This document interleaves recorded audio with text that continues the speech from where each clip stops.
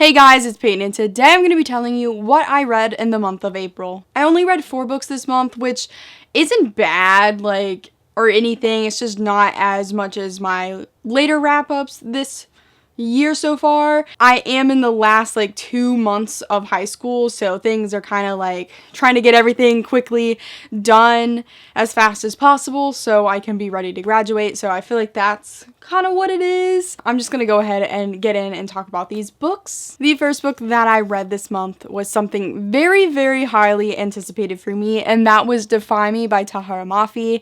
This book I gave a 5 out of 5 stars, and this is the 5th book in the Shatter Me series. I've been talking about Shatter Me in pretty much every video for a long time. I just always mention it for some reason, and I was so hyped for this book because I did a whole reread of the whole series for preparation for this book right here, and it is the shortest one in the series, and I tabbed it quite a bit still. And honestly guys, I actually pre-ordered it from Barnes & Noble and it showed up 2 days late. And when I found out that it wasn't gonna come in time, the day that I was so excited for it, and I waited all day at school, excited for when I'd come home and find this book at my house, I went to Barnes & Noble and bought another copy because I simply could not wait for my pre-order to come in, which, by the way, do not pre-order from Barnes & Noble if it's a highly, highly anticipated book. I only did it because they were doing signed exclusive editions, but I also pre-ordered again, but better, because they had signed exclusive editions, and this is the 3rd day that it has been out, and it's still not here. So what is going on? I pre-ordered that months ago, so what? This book was so fast for me. Even though it's short, I am still a person that can make the shortest book ever literally take months to read. It has happened before. Certain books just do not get me going. I just don't feel excited about them. But this one I was so excited about. I was shocked the whole time, which, by the way, I have a whole spoiler-filled reading vlog, which I can put a card for. I just really wanted to talk about my spoilery thoughts, so this was a perfect book for that, to be honest. I had so many feelings, and honestly, this book has gotten really mixed reviews. The most ultimate Shatter Me fans, I feel, do not like this book, but the big fans, but not the biggest fans, like Brittany and me, we love this series, but we're not we live and breathe the series. It's the only thing we ever think about, some people. But we both gave it a 5 out of 5 stars. We absolutely loved it. I didn't even think after I finished this book that there could possibly be people in the fandom that didn't like it. I was so obsessed with it, and I do recognize that there is some not great things about this book. People have pointed out that the writing wasn't as great with this book, and thinking back on it, I honestly can see that. Also, a lot of this book, the characters were separated, and we didn't really get a point of view from some of our main characters for a long time in this book. I don't want to spoil anything, but there's certain characters that it took forever to get a full point of view that wasn't a flashback or anything, because there are flashbacks in this book. But at the same time, I was trash for this. I was so entertained, and honestly, that's what really matters for me when I'm reading. If the book entertains me, I'm sold. I'm happy about it. I can see later on some problems and issues that people find with it, and I can see if I agree with it. But if I was entertained, man, I just can't deny my feelings for it. And this book, I have a lot of feelings for it. It made me so happy. I was shocked. I was gasping. I was crying. I was literally smiling every page if it was a happy scene, It's just one of those books, and I never even explained what this book series is about, which I've been doing so often, so it's probably annoying. But the quick synopsis is basically a girl has a killer touch, and she is put into an asylum. She lives in this dystopian world, and the world's kind of falling apart. The crops are dying, the world just sucks, man. The animals are dying, just things are not going well with this world. And one day, another guy gets put into her cell, which she's been in there for almost a year, so it's kind of whoa, who are you? And then they're broken out because they want to use her as a weapon of torture for the government. It kind of gets swept away from there, and I will just leave it at that. The next book that I read in April was Crown of Midnight by Sarah J. Maas. I gave this book a 4.25 out of 5 stars. I originally gave this book a 5 out of 5 stars, but I reread it for the MAASALONG, which me and Brittany are hosting.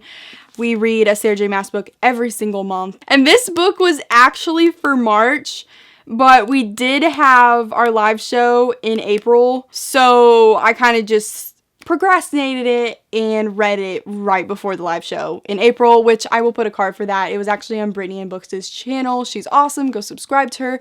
We did a mashup live show talking about Crown of Midnight and Throne of Glass because we couldn't do the Throne of Glass live show for personal reasons.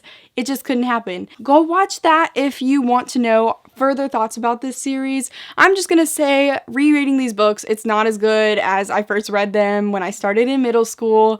It just isn't. I have read better things at this point, but I am very nostalgic about it, and I do love these characters, and I am having fun rereading and seeing where they were at the beginning, since I did read Kingdom of Ash last year. That was the last book in the series. It came out in 2018, towards the end of the year. And I love that book so much, so it's just really nice going back and seeing where everything began.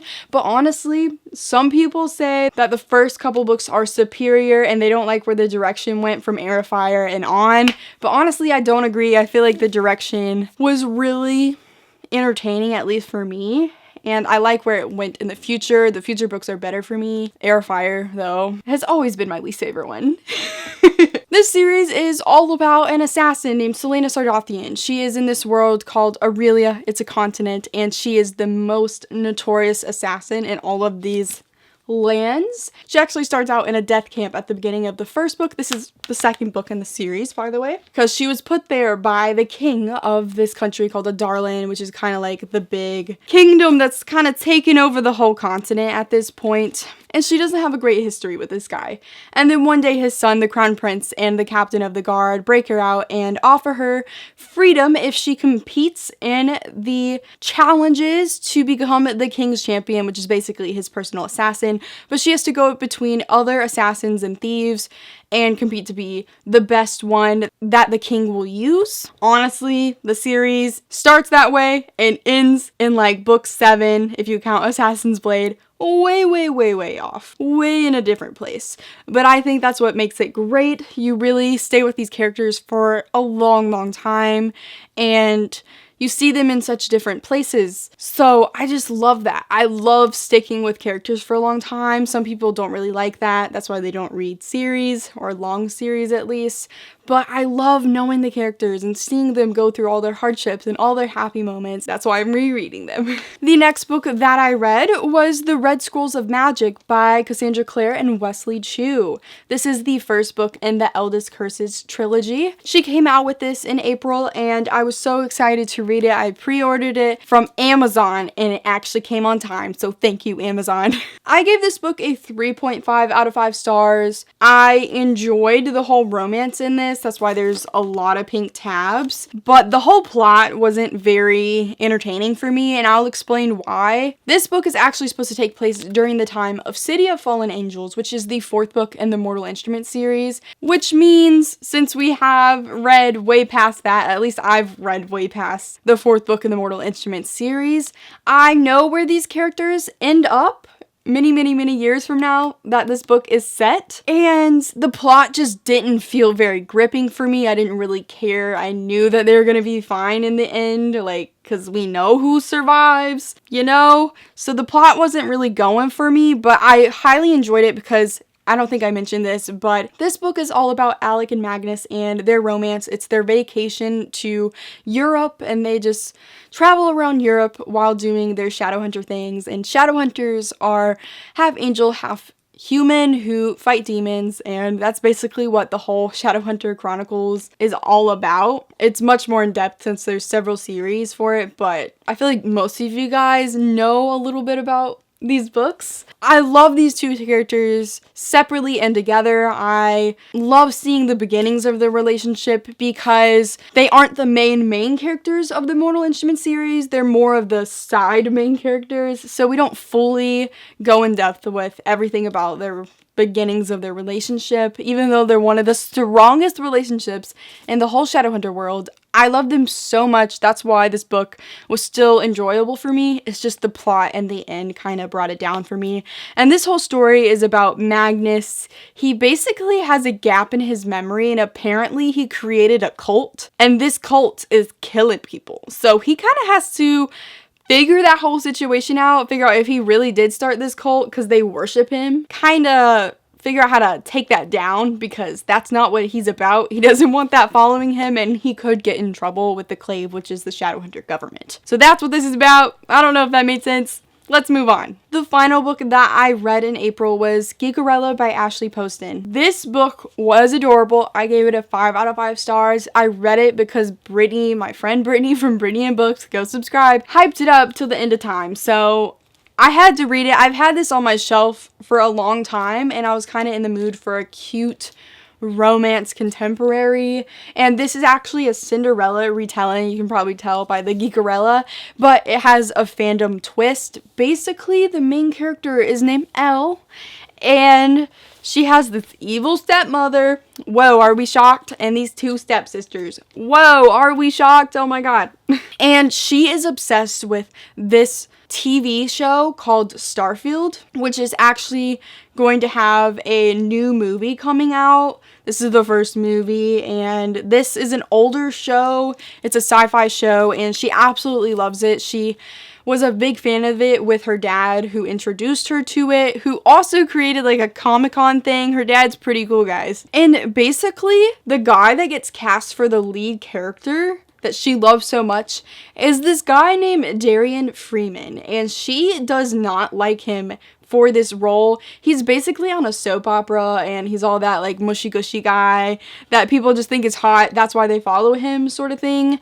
And she just doesn't think he can take on this role and do it delicately and make sure he satisfies fans. We also get the point of view of Darian Freeman, who is actually a big fan of the Starfield TV show, and he really wants to do this well. And he also has his dad as his manager, who's kind of not the best guy. He's always just being bad to Darian, like, no. And they end up somehow having text messages together by accident, anonymously. They don't know who each other are, and it kind of is just their love story. And it's just so cute. I love all the fandom stuff. I love the Cinderella aspects of it. And we also do get her best friend Sage. She is a lesbian, and we do see a little bit of relationship with another girl with her, which I didn't know was in here, so that was a nice little surprise. She also works at a food truck, which you can tell, and it's so cute. It's called The Magic Pumpkin, and I love it so much. So that's basically what this book is all about, and I think you should read it. A new book, a companion novel, came out for it recently. I kind of really want to pick it up, called The Princess and the Fangirl. So hopefully I will be able to get that soon and read it. You should read it. It's good. So those are all the books that I read in April. I don't know how this video got kind of long because I only had 4 books to talk about, so why was I blabbing forever? I don't know, but I enjoyed myself. Thank you guys so much for watching this video. Let me know if you read any of these books, or what did you read in April. Like this video, comment down below. Have a good day. Please subscribe. Make sure to follow all my social medias, which are linked down below, and go click the bell button, which is right by the subscribe button, which you should have already clicked, and goodbye.